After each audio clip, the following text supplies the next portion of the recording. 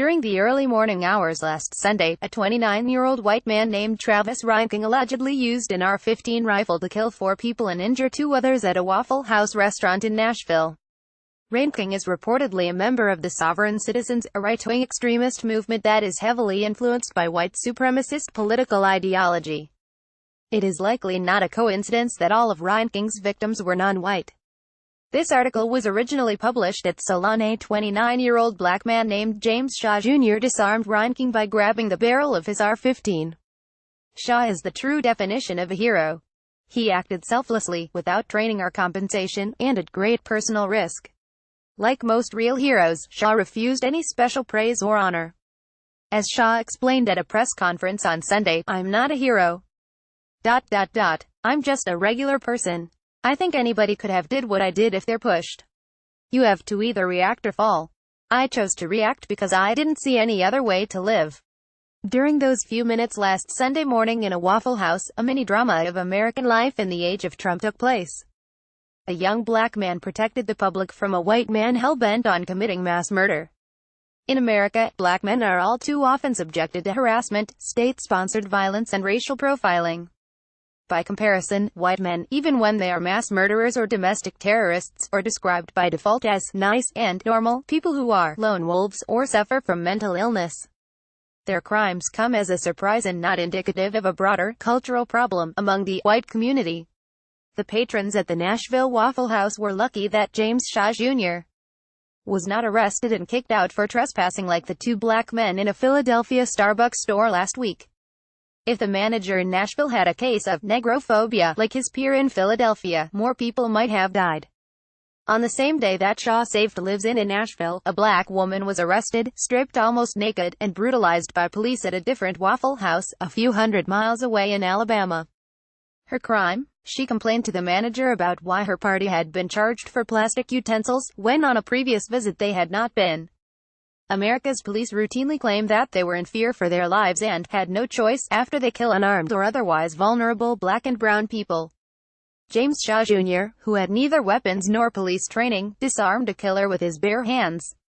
And once again, a white man who commits mass murder is captured alive, while black and brown people who are unarmed, talking on telephones, sitting in their cars, sleeping or generally minding their own business are killed by America's police nearly as a matter of routine. Reinking, who is accused of 4 murders, was even offered bond by a judge, although in the face of public outrage this has since been revoked. Do you believe that a black or brown person credibly accused of mass murder would be given the opportunity to go free while awaiting trial? Then there is Donald Trump. A president who finds countless hours to watch Fox News, play golf, and rage via Twitter about such important matters as the cartoon character Mr. Magoo has not made any public statement about the massacre in Nashville. During a press briefing on Monday, White House Press Secretary Sarah Huckabee Sanders offered a routine statement of condolences for the victims and praise for Shaw on the president's behalf. Speaking personally and directly about Shaw's heroism and the mass shooting in Nashville might seem like a political slam dunk. But Trump's White House has demonstrated a remarkable gift for causing controversy where none is necessary. Could the president's near silence on the Nashville shooting be another example of his supposed political incompetence?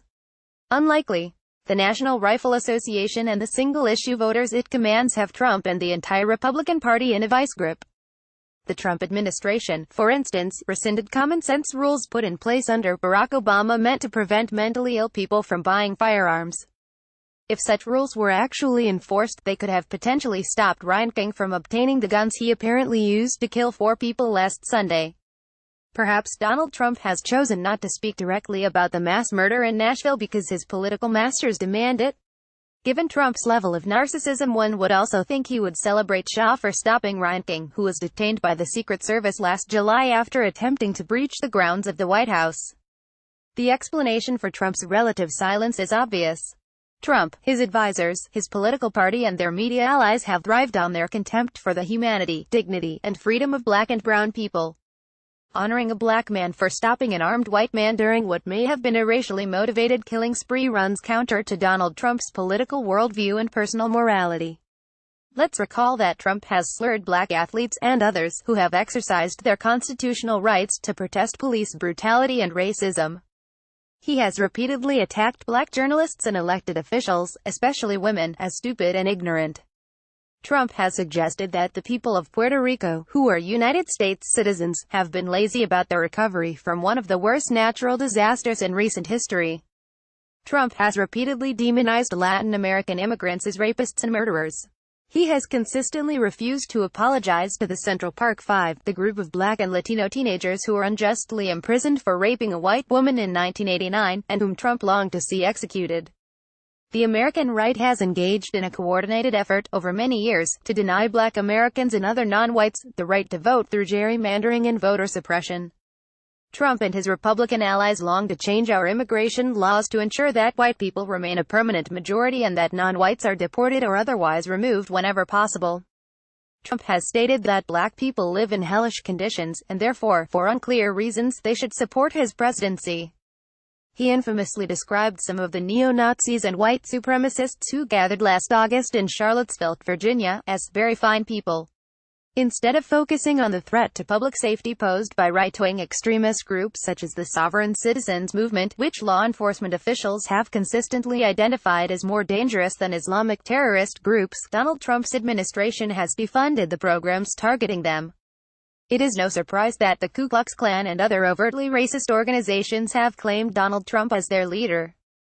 It takes no special insider powers of political prestidigitation to know that if a Muslim, an illegal alien, a dreamer, or a Black person had committed mass murder in Nashville on Sunday, that Trump and his media followers would be howling about extremism and terrorism. But when right-wing Christian conservatives commit mass murder or other acts of terror, such events are shrugged off as unfortunate curiosities. They are never understood as evidence of a systemic cultural problem caused by toxic white masculinity and white male privilege. In another reality, James Shaw Jr. would have already been flown to the White House and celebrated as a national hero. The President of the United States has many responsibilities.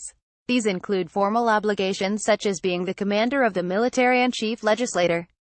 There are informal obligations as well, including serving as the country's cheerleader and providing moral leadership both on a day-to-day basis and during times of crisis and tragedy.